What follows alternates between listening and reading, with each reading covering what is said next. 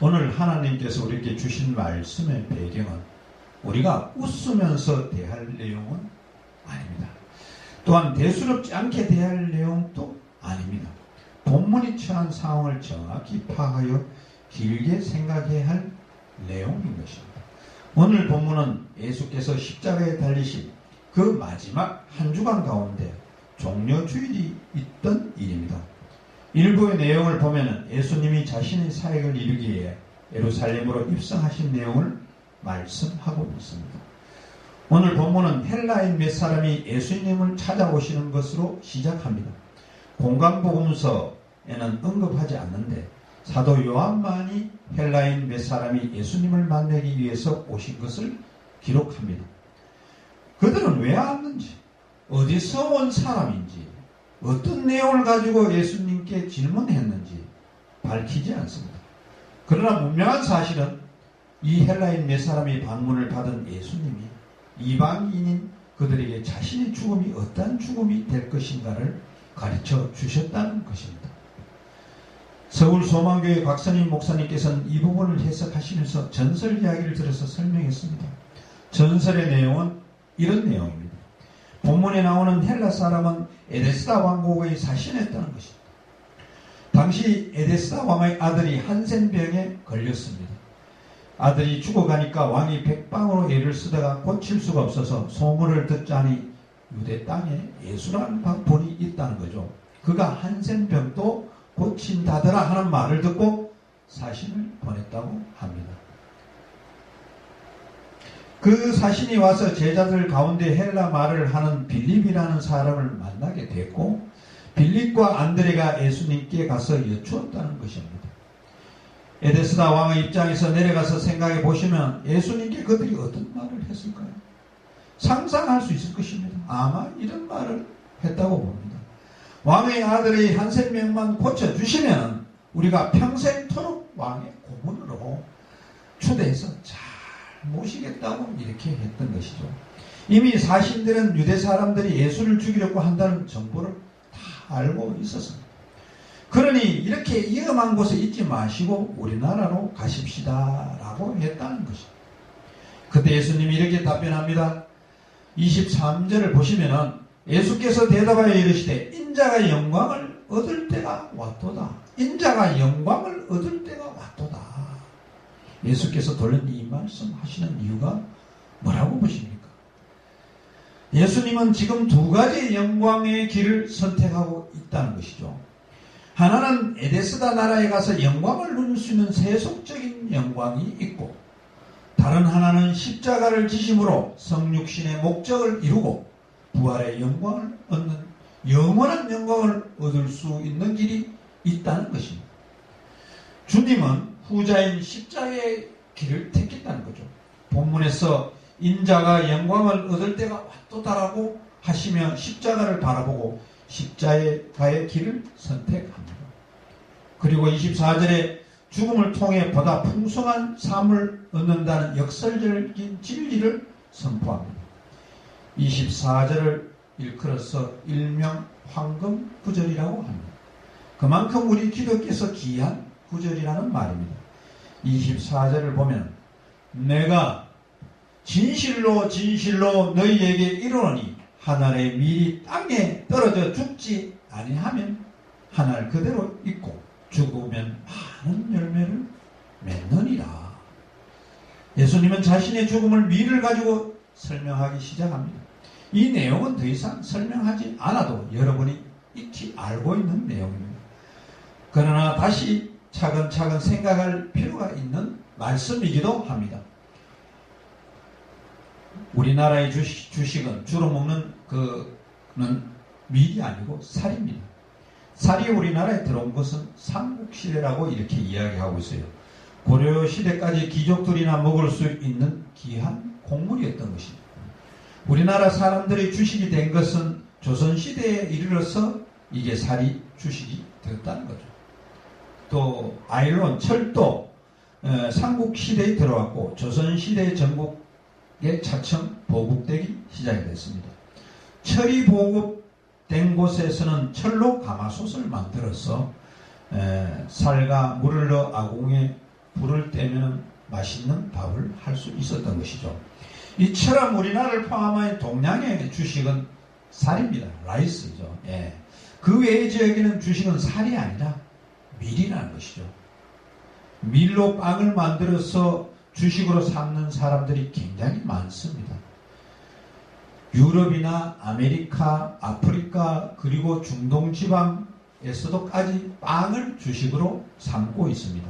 그래서 쌀과 밀은 세계 양대 곡물 중에 속한다고 이렇게 보고 있습니다. 동양 사람들이 주로 먹는 것이 쌀이라고 하고 그 밖의 지역에는 밀이라고 하는 이유는 토질하고 비 때문입니다. 예, 토양. 쌀을 주식으로 하는 나라들은 대체로 비가 많이 와요. 밀을 주식으로 하는 나라는 이 비가 적어 강수량이 적어서 척박한 곳입니다. 강수량이 적어서 그런지 밀은 뿌리를 다른 곡물보다 더 깊이 땅속으로 파고 내려갑니다. 또 밀은 곡물이 되었어도 매우 건조하다는 것입니다. 쌀과 밀을 비교하면 쌀은 단단한 데 비해 밀은 쉽게 이렇게 가루가 되어 부서집니다. 작은 힘을 가해도 밀은 갈갈이 부서진다는 것이죠. 밀가루에 물을 넣고 반죽을 해 놓아도 이것이 건조되면 쉽게 부서지는 것입니다. 밀은 부서지는 속성을 타고났다고 할 수 있는 것입니다. 오늘 24절 말씀이 밀의 부서지기 쉬운 속성을 잘 드러내고 있다는 것입니다. 한 알의 밀이 땅에 떨어져 죽지 아니하면 한 알 그대로 있고 죽으면 많은 열매를 맺느니라. 문자 그대로 보면 한 알의 밀은 땅에 떨어져 죽어야 한다. 또 그래야만 많은 열매를 맺을 수 있다라는 뜻이죠. 오늘 본문을 엄밀히 말하면 한 알의 밀은 땅에 떨어져서 부서져야 한다. 부서지지 않으면 세상을 돋아낼 수 없고 많은 열매를 맺을 수 없다는 것입니다. 그럼에도 불구하고 왜 성경은 한 알의 밀이 죽어야 한다고 표현했을까요? 저자나 독자 모두 여기에선 한 알의 밀은 예수님을 상징하고 또 주님의 죽으심을 상징하기에 그렇게 표현했다는 것입니다. 예수님은 오늘 본문뿐만 아니라 고난주간 목요일 저녁에 마가의 다락방에서 최후의 만찬을 드시면서도 이와 같은 말씀을 하셨습니다. 예수님께서 제자들에게 떡을 나눠주면서 받아 먹어라 이것은 내 몸이니라 하셨는데 우리 성경은 떡이지만 사실은 떡이 아니고 빵이고 빵을 떼어 제자들에게 주셨다고 하는데 그 말은 빵을 부셔서 제자들에게 나눠 주셨다는 이야기입니다.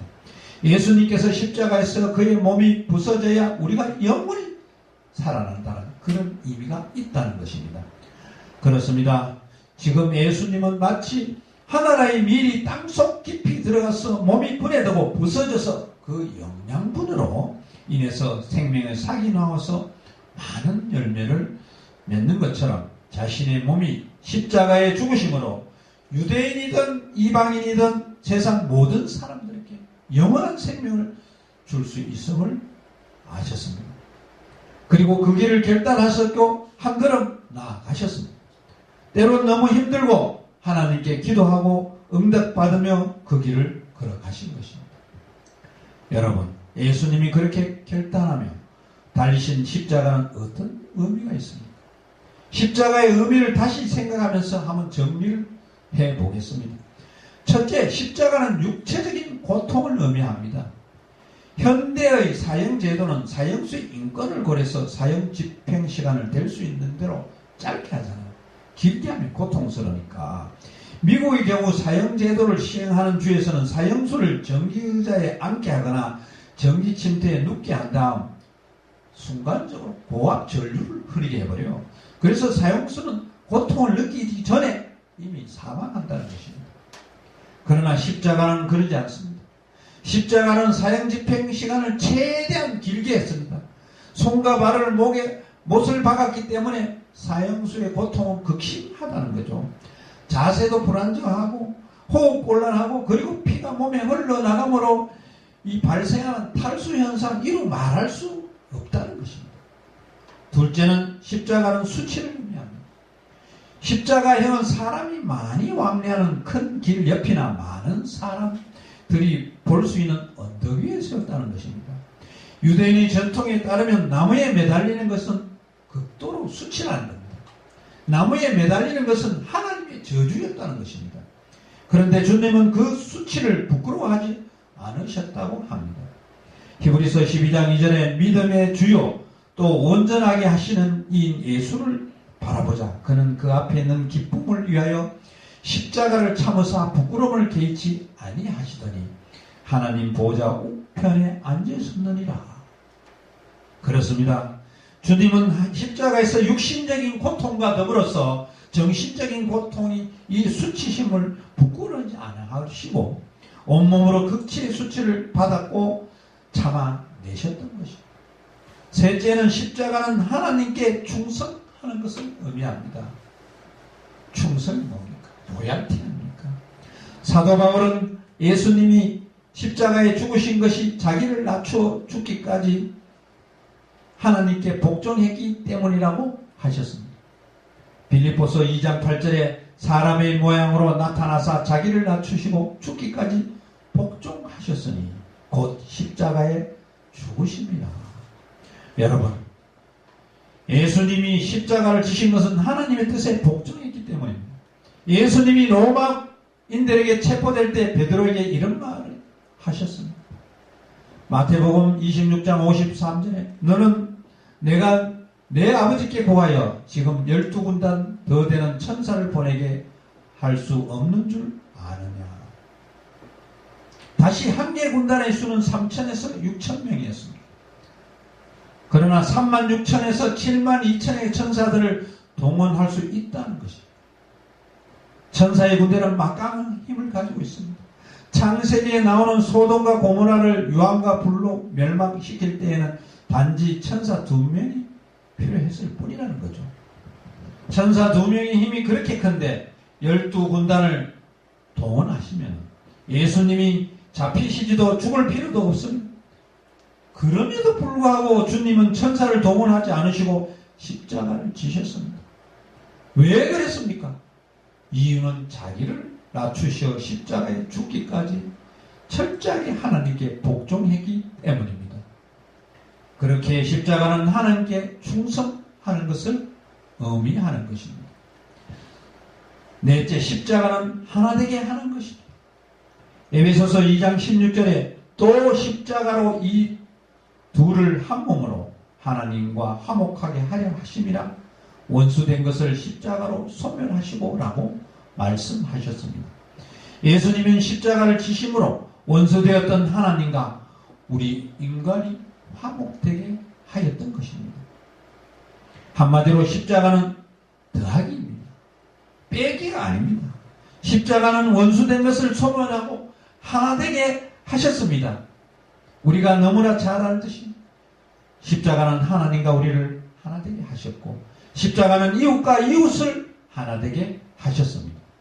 다섯째는 십자가는 부활입니다. 부활을 상징합니다. 예수님은 자신의 죽으심을 말씀하면서 죽음으로 끝내지 않으셨습니다. 항상 십자가와 더불어서 부활을 말씀하셨습니다. 24절에도 하늘의 밀이 땅에 떨어져 죽으면 많은 열매가 맺는다 하셨습니다. 그렇습니다. 예수님께서 십자가에 죽으심으로 온 인류가 구원을 얻었고 예수님이 부활하심으로써 구원 얻었음을 증명해 주셨습니다. 자, 지금까지 십자가의 의미 5개를 말씀드렸습니다. 정리를 한번 해보면 첫째, 십자가는 육체적인 고통을 의미했다. 둘째, 십자가는 수치를 의미하고 셋째, 십자가는 하나님께 충성하는 것을 의미하고 넷째, 십자가는 하나 되는 것을 의미하고 다섯째, 십자가는 부활을 의미하는 것입니다. 예수님은 당신이 지신 십자가의 의미를 완벽하게 알았습니다. 그 의미를 아는 주님은 그 길로 가는 것이 힘들었지만 그 길로 가셨고 하나님의 밀이 되셔서 우리에게 구원을 허락해 주셨습니다. 그 십자가의 은총에 감사할 수 있기를 바랍니다. 그런데 여러분, 본문에서 그 정도만 보시고 그치는 안 된다.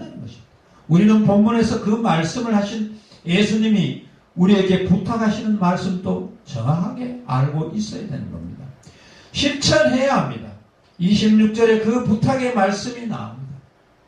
사람이 나를 섬기려면 나를 따르라. 나 있는 곳에 나를 섬기는 자들도 거기 있으리니 사람이 나를 섬기면 내 아버지께서 그를 기이 여기시리라. 예수님은 주님을 따르는 모든 사람에게 나를 따르라고 했습니다. 무엇을 따르라는 말입니까? 주님이 부서지고 죽으셨듯이 우리에게도 그 길을 따르라는 것입니다. 성경을 보세요. 예수님의 십자가와 부활을 경험한 사람들은 한결같이 주님처럼 살았습니다. 예수님 때문에 고통당하고 수치를 당해도 그것이 하나님께 충성하는 길이고 그것이 하나님 나라의 확장을 위한 길이라면 그 길을 걸었습니다. 우리 한국교회 믿음의 선배들도 예수님 때문에 육체적인 고통을 당한 것은 물론이고 정신적인 고통을 당했습니다. 그 고통 속에서도 감사했습니다. 예를 하나 들어보면 일제시대 3.1운동을 가담했다가 제암리 교회 교인 30명의 교인이 불에 타 죽은 사건이 있습니다. 당시 일본군 중이 아리다 도시오가 저지른 만행이었습니다. 그때 한 여신도의 간증이 있습니다. 나는 평양에서 3.1운동에 가담하여 그 다음날 일본 경찰에 체포되었다. 경찰들은 여러 재수 가운데 우리들을 불러세우고 먼저 기독교인만 곤란했다. 우리 중에는 14명의 여신도와 3명의 여전도사가 있었다. 그들은 우리들의 옷을 다 벗기고 채찍으로 내리쳤으며 벌거숭이의 몸으로 여러 남자들 앞에 세워놓았다. 그들은 우리들의 몸을 돌려가면서 붙어있고 담뱃불로 찢었으며 정신을 잃으면 찬물을 끼얹었다. 특별히 여전도사들의 수족을 묶으며 성경을 다 빼앗고 기도는 고사하고 말조차 못하게 했다. 사람으로는 건들 수 없는 욕과 조롱을 받았다. 이런 내용입니다. 이런 고통을 받으면서 우리의 믿음의 선배들은 주님이 가신 십자가의 길을 따라 나섰습니다. 문제는 오늘 우리들입니다. 오늘 우리들은 어떠하냐는 것입니다. 예수님은 오늘 우리들에게 미랄이 부서지는 삶을 원하고 계십니다. 오늘 우리들이 과연 미랄이 부서지듯이 부서지는 삶, 미랄이 죽듯이 죽는 삶을 살고 있는 것입니까? 한번 생각해 봐야 됩니다. 죄송하지만 오늘 우리들에게 그런 모습을 찾아보기가 힘듭니다. 우리 기독교인들이 세상에 나가 부서지고 죽는 삶은 고사하고 교회 내에서도 그러지 못합니다. 교회 안에서도 죽고 부서져야 할 리더, 핵심들이 죽지 못합니다. 나의 기분을 조금이라도 상하게 하면 참지 못합니다. 내 의견이 조금이라도 반영이 안 되면 가만히 있지 못합니다. 그런 분이 주님을 위해서, 교회를 위해서 부서져라 하면 부서지겠습니까? 절대 부서지지 않습니다. 여러분, 우리는 하나님을 따르는 자입니다. 하나님을 따르는 자란 우리에게 맡겨진 십자가를 지는 것을 말합니다. 이제 우리가 하나님을 믿음으로 내가 맡은 십자가를 거절하지 마시고 그 십자가를 위해서 우리의 몸과 마음을 부서질 수 있기를 바랍니다. 그럴 때 여러분으로 인해서 많은 열매가 맺어지고 여러분을 통해 하나님께 영광을 돌리게 되고 여러분을 통해서 많은 사람들에게 힘이 된다는 것을 믿으시기 바랍니다. 기도드리겠습니다.